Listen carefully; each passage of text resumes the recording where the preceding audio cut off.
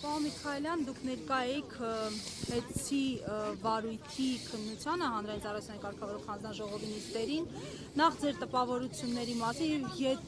եւ հաջորդին խնդրեմ ներկայացրեք ՀԵՑ-ի այսօրվա որոշման գնահատականը, ինչու եւ ինչու հատկապես հիմա։ Ուրեմն առիթ ունեցա մասնակցելու ՀԵՑ-ի գործով ՀՑԿՀ-ի հրավիրած նիստին, ու ասեմ հսպես, որ աբսուրդի ժանրից էր նման բան, ես ամենայն ազնվությամբ եմ ասում, իմ կյանքում չէի հանդիպել, որտեվ թե փաստաբանների, թե իմ որպես հասարակական կազմակերպության ներկայացուցիչ, թե բոլորի հարցերին, ներկաների հարցերին չտրվեց ընդհանրապես, պնդում եմ, ընդհանրապես ոչ մի սպառիչ պատասխան։ Ինչ էր այնտեղ կատարվում, բերենք այսպես, ժամանակավոր կառավարիչ Ռոմանոս Պետրոսյանը տվել էր որոշակի իրենց ձևակերպմամբ նյութեր, որի հիման վրա ՀԿՑՀ-ն փորձել էր այդ ամեն ինչը հիմնավորել ու ՀԵՑ-ին զրկել լիցենզիայից։ Այսօր էլ այդ ամեն ինչը արեց, նույնիսկ իմ կարծիքով այս ամեն ինչը կանխորոշված էր վաղուց, ուղղակի ֆորմալ բնույթ էր կրում այս ամեն բանը։ Ես վստահ եմ, որ ժամանակի ընթացքում այս բողոքը կբողոքարկվի, տեղյակ չեմ ընթացակարգի մասին, բայց երբ գործ ասավ դատարան, եթե Հայաստանի դատարանները արդարացի օրենքի պահանջով իրանք չնայեցին այս գործին, վստահ եմ Եվրո դատարանը կտա սրան արդար լուծում, որտեղ չկա, այստեղ այս գործի հիմքում չկա ոչ մի բան ընդհանրապես։ Մեսրոպյանը հավաստիացնում էր, որ ինքը քաղաքական պատվերով որևէ գործողության չի գնացել եւ ՀԵՑ-ին լիցենզիայից զրկելը ընդհանրապես կապ չունի։ Ուրեմն ես այդ հարցը հենց այնտեղ տվեցի պարոն Մեսրոպյանին։ Տեսեք, այս ամեն ինչը ունի քաղաքական ենթատեքստ։ Ինչու՞ է կայանում սրա քաղաքական ենթատեքստը։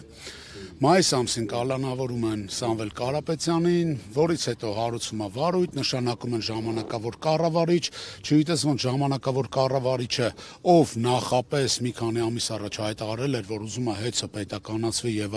այլն, որ իր ձգտումներն ու մղումները դիտեն այդ գործում։ Այդ մարդուն նշանակում են ու այդ մարդը փորձում է ամեն ինչը իրագործի, այն ինչ ժամանակին ինքը մտածել էր, հա։ Ստեղ ամեն բան քաղաքական է։ Ես այդ հարցը բարձրացրեցի ու հենց Մեսրոպյանն էլ, Ռոմանոս Պետրոսյանն էլ նրանք խուսափեցին այդ հարցից պատասխանել, իսկ խուսափելը դա իմ պատերազմում, եթե մարդ խուսափում է ինչ-որ մի հարցից պատասխանի, դա նշանակում է, որ նրանք համաձայն են, հա, անուղղակի համաձայն են, որ նման բան կա։ Սա սովորական մարդու, յուրաքանչյուր մարդու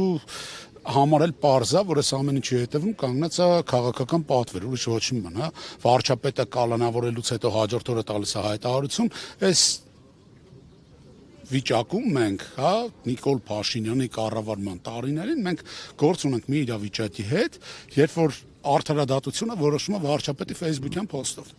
Ինքը post-ը տալիս է, ինքը ուղղորդում է տալիս է, արդեն իրավաբանները, իրավապահ մարմինները փորձում են նրա խոսքի շուրջ կարել, ձևել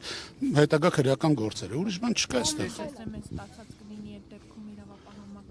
Ես չգիտեմ այսօր ինչ SMS ստացած կլինի, ամեն դեպքում այսօրվա նրա հայտարարությունը եկեղեցու դեմ, որ էջմիածնեցիները սրանով հաստատեցին Մայրաթորի վեհարանի դեմ հարձակումը մերթական մանիպուլյացիան է, որ չգիտեմ, ես հիմա առիթից օգտվելով ուզում եմ դիմեմ բոլոր էջմիածնեցիներին, արդյոք դուք տվել եք Հայաստանի Հանրապետության վարչապետ Նիկոլ Փաշինյանին իրավունք քվեարկելով Արգիշտի Մեխատյանին հարձակվել վեհարանի վրա։ Տեսեք, երբ որ նախկին իշխանություններ, այս իշխանություններ ընդդիմություններ անդադար բարձրաձայնվում էր, որ պետության հեղինակության հետ խնդիր կա, որովհետև ըստ օդում կախված լուրերի, ինչպես Նիկոլ Փաշինյանն էր սիրում ասել, Սաշիկ Սարգսյանը փայ է մտնում, տարբեր բիզնեսների խլվում են եւ այլն, եւ սա պետության հեղինակության վրա ուղիղ ազդեցություն է ունենում, ներդրողները չեն ցանկանում գալ Հայաստան հիմա, երբ որ Հայաստանում է, հա, այսպես ասենք, փաստաթղթավորվում, օրինականացվում այդ խլման գործընթացը, սա եւս պետության վարքի վրա չի անդրադառնում, մի կողմ թողնենք անձեր այս դեպքում ոչ Սամվել Կարապետյանի, ընդհանրապես օտար երկրան ներդրողը ինչ երաշխիքներ ունի, որ Հայաստանում մի խմբակցություն, մի կառավարություն չի որոշի օրինականացման անվան ներքո օրինակ այդ բիզնեսը վերցնել։ Հեցի գործը ինքնին իրավական process չի կարելի համարել։ Սա ուղիղ կապ ունի, ինչպես դուք ճիշտ նշեցիք, Հայաստանի միջազգային հեղինակության հետ։ Ինչի համար եմ սա նշում։ Այստեղ գործը, հարցը ոչ թե վերաբերվում է նրան, որ միջազգային գործընկերները ներդրումներ կատարեն, որը որ վտանգված է, դա փաստ է։ Այստեղ այդ ազգայնացման ինստիտուտը, որը Նիկոլ Փաշինյանը բարձրացրեց, ինքը անհասկանալի process է։ Ոնց կարելի է